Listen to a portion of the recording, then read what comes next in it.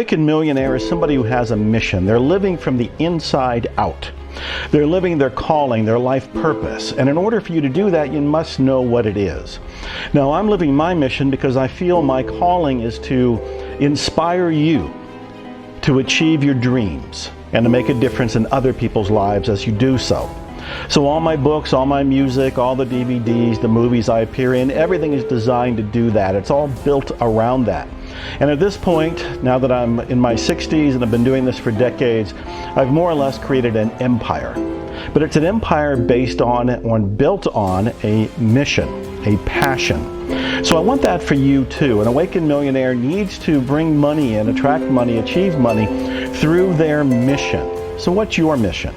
That's what I want you to reflect on today, and I'm going to help you do that.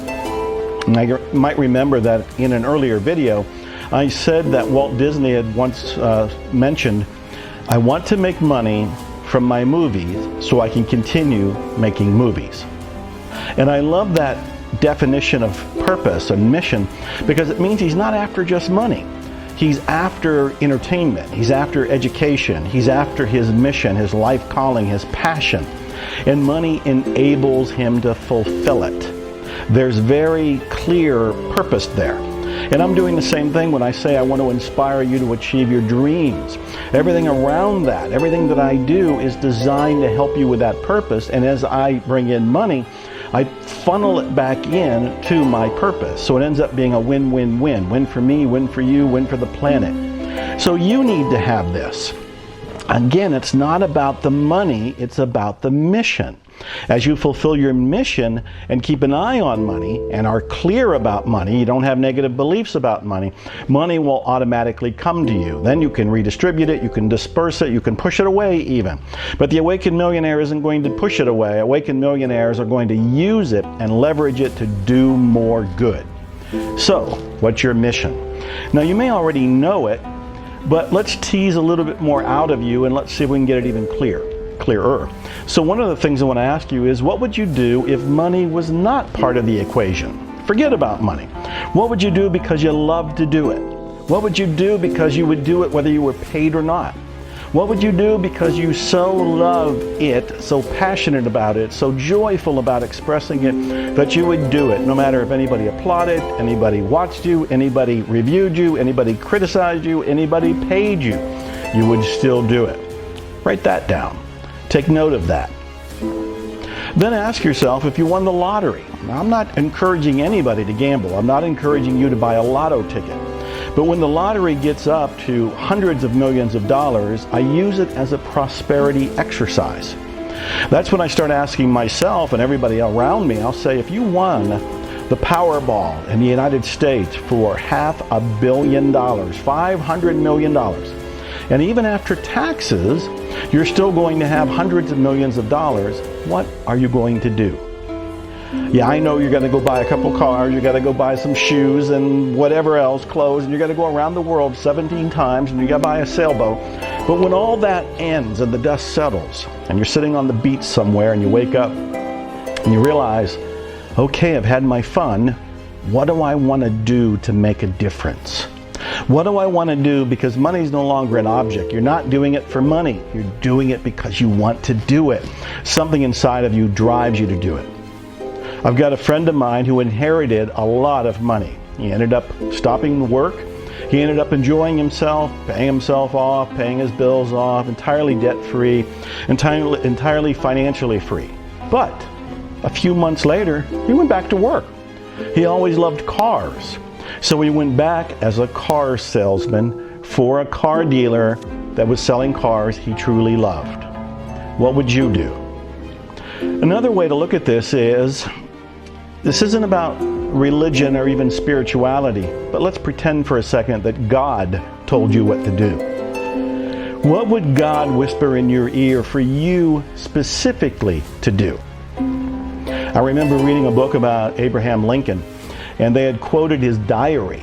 And in Abraham Lincoln's diary, he said he needed to free the slaves because he had made a promise to his God to do so. Can you imagine how dramatic that was and how powerful that was? See, what I'm learning over and over and over again is that what it really comes down to is you knowing your mission and committing to your mission and taking action to fulfill your mission as you keep an eye on making money as you do so. But the only reason to make money as you do so is to continue with your mission. Even Donald Trump, who most people think is one of the biggest egotists on the planet, he's often said that he's not doing his business for money. He's in business because he loves deal making. Deal making is his mission. He uses money to find out if he's done well in his mission or not. So this is something you need to keep in mind. It's not about the money. It's about the mission. You can also do this. Just play with ideas. If you took a guess at what your particular mission is, what would your answer be? There's no right or wrong. You're just guessing. You're just playing. So why don't you write down a few answers to all of these things? If God told you what to do, God gave you a mission, God wanted you to make a promise to fulfill something, what would that be? When you were a child and you were playing and anything was possible, what did you want to be? What did you want to have? What did you want to do? What did you want to experience? Same thing with the lottery. It's not about gambling. It's not about the lottery. But use it to open your mind to discover what you really want and what you really want to do. If you won the lottery for $500 million, what would you do differently? And then after you answer any of these, ask yourself, what can I do now? Without the money, without the clarity, without God speaking to me personally, based on my answers, what can I do now? What looks like my mission? And then as you think about this, as you meditate on this, as you reflect on this, it'll become clearer. The clouds will disperse, the dust will settle, and suddenly you'll have a sense of what your mission is. And maybe you can fine-tune it at that point. But what you want to do is start to be thinking about your particular mission. Don't think about what other people told you your mission was, because your parents probably wanted you to be something or other. But what did you want to be? You want to be true to you. The awakened millionaire is somebody who is awakened to their own inner gold, their own divinity, their own sense of power, their own sense of connection. And the awakened millionaire has this sense of what their mission is. And again, if you don't know right in this moment, it's okay. But do spend some quality time reflecting on all of these questions, because what you want to do is find out your mission. And over time, as we share these lessons together and these insights together, you'll find out how to use your mission to profit, to attract money. So you don't begin with money, you begin with mission. What I'm inviting you to do today is to reflect on what your mission happens to be. So for me, I wasn't born knowing my mission, and it took me a long time to go through the process of wondering, what do I want to be when I grow up? What do I want to be when I become an adult? What do I want to direct my life and fuel my life with and pursue? And for a while I thought I was going to be a magician. I even had the stage name Harry Excello, and I was going to follow in the footsteps of Harry Houdini. But I didn't do that, and I thought I was going to be an attorney at one point. I was admiring Clarence Darrow, the famous trial attorney, and I thought I want to be like Clarence Darrow.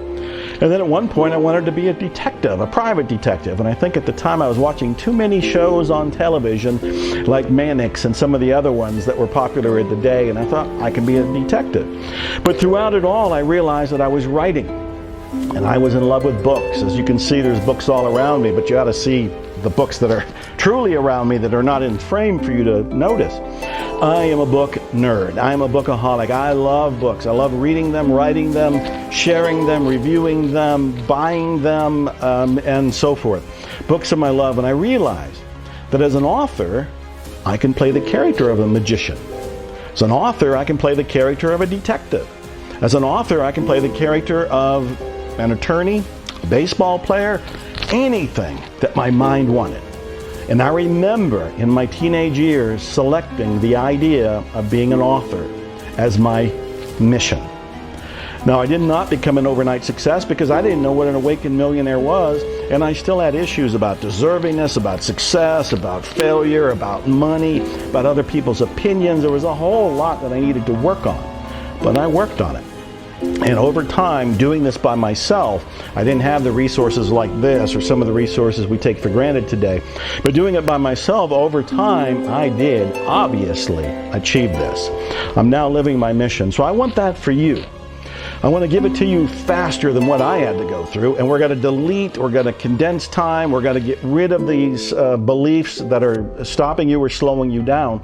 So you can have, do, or be whatever you want. But we want to base it around your mission.